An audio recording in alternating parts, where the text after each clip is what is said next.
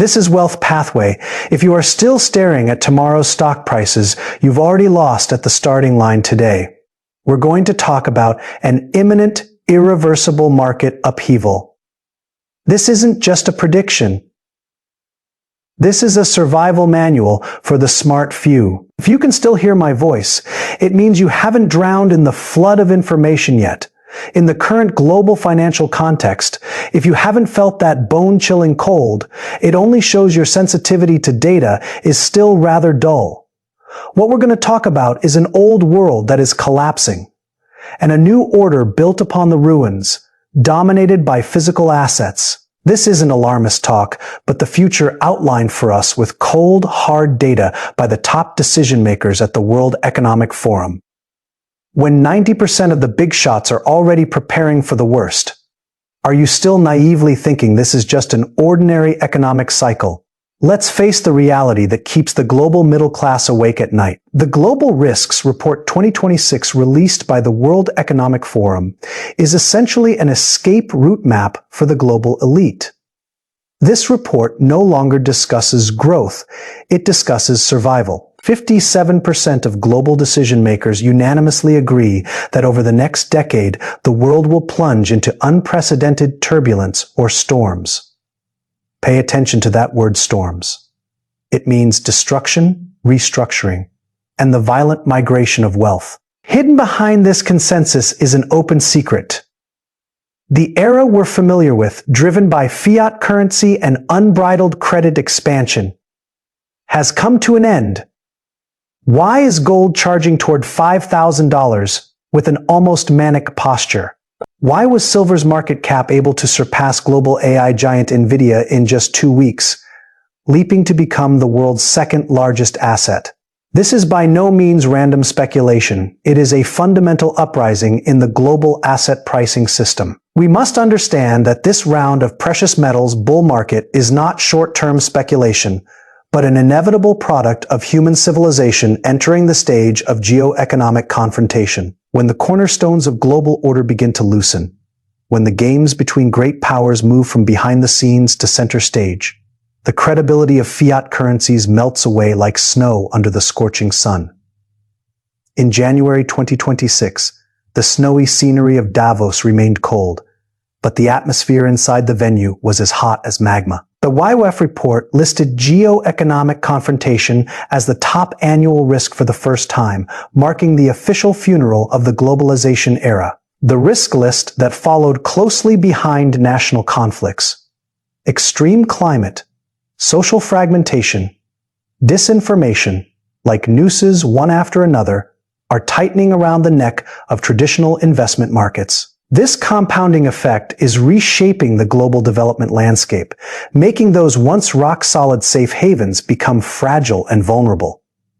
It was against this backdrop that the dramatic geopolitical conflict became the fuse that ignited the precious metals market. On the eve of the Davos summit, a move seen as the twilight of hegemony thoroughly intensified the transatlantic tensions. The U.S. government openly imposed a 10% punitive tariff on 8 core European countries, including Denmark, Norway, Sweden, France, and Germany, and blatantly threatened to raise this rate to 25%. The core demand behind this near-maniacal extortion actually pointed to the absurd claim of annexing Greenland.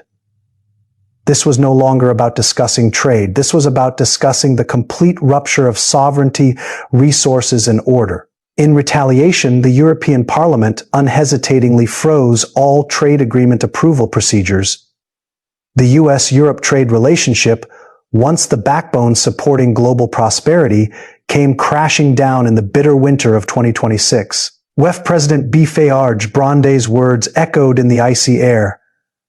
A new competitive order is taking shape, with major powers seeking to consolidate their respective spheres of interest. This beggar-thy-neighbor confrontation is systematically destroying the stability of global supply chains. The 2026 data reveals a cruel logic. The risk ranking of global economic recession and inflation has surged 8 positions compared to last year, and the risk of asset bubble bursting has risen 7 positions. When debt interest payments begin to devour national productivity, when asset prices tremble amid false prosperity, smart money is no longer seeking returns, but seeking anchor points. Let's shift our perspective to gold. Gold's performance in 2026 can no longer be simply described as a rally. It is undergoing a return from a fringe asset to a core anchor point. As of the 20th of January, spot gold was quoted at $4,676.75, up 1.75% for the day. Since the beginning of the year, in just 20 days, the cumulative gain has already exceeded 7%. This is just a paper-thin gap away from the $5,000 target set by Citigroup. Why $5,000? This is by no means a shot in the dark prediction, but a rigorous projection based on the complete collapse of Federal Reserve credibility. In January 2026, the Federal Reserve, the guardian deity of the fiat currency system, encountered an unprecedented trust disaster. Federal Reserve Chair Powell is under a criminal investigation by the Department of Justice over alleged manipulation in his testimony in June 2025. This sudden incident was not only Powell's personal crisis, but also a political suicide for the US dollar credit system. Investors began to widely worry that monetary policy had become a puppet of political power struggles. Historical data tells us that whenever this core credit is damaged, gold inevitably experiences an epic leap. Looking back at 2018, due to repeated reversals in policy expectations, gold surged from $1,200 all the way to $1,350 during the 2020 pandemic. The Fed's unlimited QE pushed gold prices to the $2,000 level, and the current situation is a triple play of credit crisis, liquidity premium, and geopolitical confrontation. The deeper truth lies in the fact that gold pricing is shifting from relative value to absolute scarcity. State Street's gold strategy expert Akadoshi offers a particularly penetrating perspective. He believes that geopolitical uncertainty is no longer just so-called news headlines, but a long-term threat deeply embedded in market structure. If we broaden our view and see that the S&P 500 index has already touched an extreme high of 7,000 points, while gold oscillates in the $4,600 range. This valuation gap means gold remains severely undervalued in the physical pricing system, especially when markets experience moments of liquidity drought. Gold's value as the ultimate hedging tool for tail risks will become even more prominent. Meanwhile, global central banks' gold purchasing behavior is transitioning from tactical accumulation to strategic reserves. The scale of global central bank gold purchases in 2025 has already been staggering, and the start of 2026 signals that this trend is about to enter a frenzy. Central banks are hedging against potential depreciation of dollar assets by increasing gold holdings. This is essentially an exit after voting against dollar credibility. Institutional holdings are also confirming this. The world's largest gold ETF, Spider Gold Shares, has increased its holdings by 12.3 tons compared to the end of last year. As analyst Lin Tran puts it, gold is completing its strategic revaluation, transforming from a defensive tool into a cornerstone asset in global allocation. $5,000. That might just be the starting point for gold prices returning to their true value. However, in this turbulent decade script, the real dark horse, the one that caught all tech elites and AI fanatics off guard, was silver. Compared to gold's steadiness, silver staged a history-making killer move at the start of 2026. On the 20th of January, spot silver surged over 5% in a single day, quoted at $94.623. Even more astonishing, by mid-January, silver's market cap had already surpassed $5.045 trillion. What does this number mean? It means this metal, once seen as poor man's gold, has now surpassed the symbol of the AI era, NVIDIA officially becoming the world's second largest asset, going from third to second globally. Silver took only 14 days. The ferocity of this rally has completely shattered the market's conventional understanding. The explosion of silver is a chemical reaction driven by the combined forces of physical demand, physical limits, and macro fears. Unlike gold, silver possesses the dual attributes of safe haven and industrial use. And the reality of 2026 is that the rigid growth of industrial demand has already hit the physical bottleneck of silver mining. New energy, AI, 5G, these industries representing the future are essentially silver's money-devouring beasts. Data reveals this cruel physical fact. In 2024, global photovoltaic installed capacity reached 444 gigawatts, driving silver-paste demand to 6,147 tons, expected to increase to 8,900 tons by 2030. In the new energy vehicle sector, silver consumption per 10,000 vehicles reaches 373.2 kilograms, 71% higher than traditional vehicles. This means that by 2030, the new energy vehicle industry alone will need to consume over 3,600 tons of silver. Add to that the exponential pull from AI computing centers and 5G base stations on silver consumption in electronic components, and silver is becoming the physical bottleneck of digital civilization. While the demand side is expanding wildly, the supply side is rapidly drying up. Global silver supply is extremely inelastic, with only 28% coming from independent silver mines, while the vast majority of the rest is a byproduct of lead, zinc, and copper mines. Constrained by prolonged sluggish capital expenditure and the physical limitations of aging ore bodies, silver production capacity simply cannot keep pace with demand. Data from SCI clearly shows global silver demand in 2025 is about 35,716 tons, with a massive market gap of 3,660 tons.